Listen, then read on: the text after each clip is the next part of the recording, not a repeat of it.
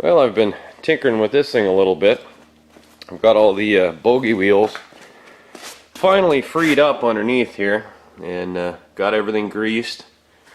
And I also got the cover on. I had to put that on because the throttle cable bracket actually has a nut on the back side, and you have to use the cover bolt to hold the throttle cable in place, so that works, which is kind of silly, but whatever. You got to have the cover on to run it, or to use the throttle.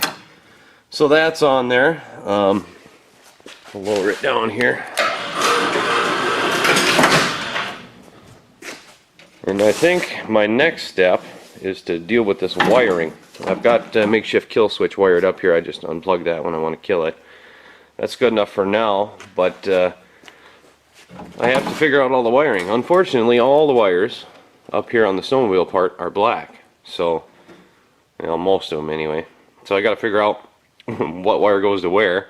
And of course they're all bundled up, so not really sure. I did find a wiring diagram for the engine, which should help me out some. Doesn't give you any wire colors, but that's okay because I should be able to cut these zip ties and just trace the wire itself. But yeah, this wiring's just a mess. These ones aren't even connected in there.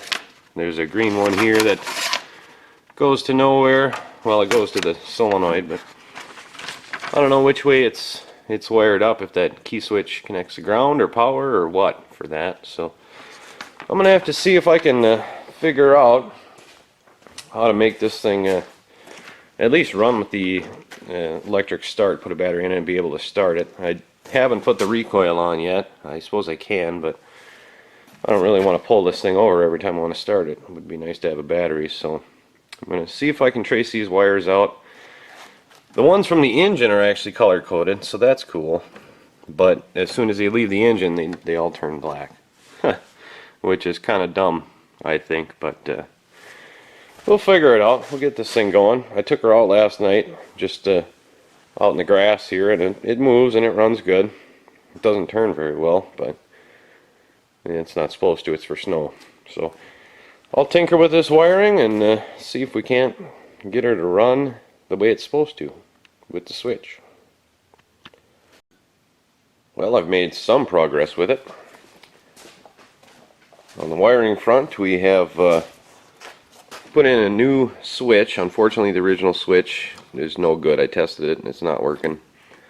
So I stole a starting switch off of a Toro push mower, and I'm running the starting circuit off that. Solenoid still works, so I can keep that original. And for the kill switch, I've just got this thing wired up rather than my little alligator clips. And I found a couple of battery leads I can use to put a bigger battery in there. I gotta find a smaller one for that, but no big deal. So yeah, she starts and runs, and I put in a new fuel line and a new fuel filter. Ran that all the way back, and it actually runs off of the tank now, so I don't have to have my little gas can on the side. So she's getting there. I'm going to see if I can find another switch so I can wire up everything and I don't have to have, you know, random switches laying around. But for now, it starts and runs and goes. So I think I'll go ahead and rig up the battery here and fire it up for you guys and rev her up a little bit. Throttle works good. Yeah, it's a runner. Alright, let's get this thing fired up and out of here so I can clean the shop a little bit.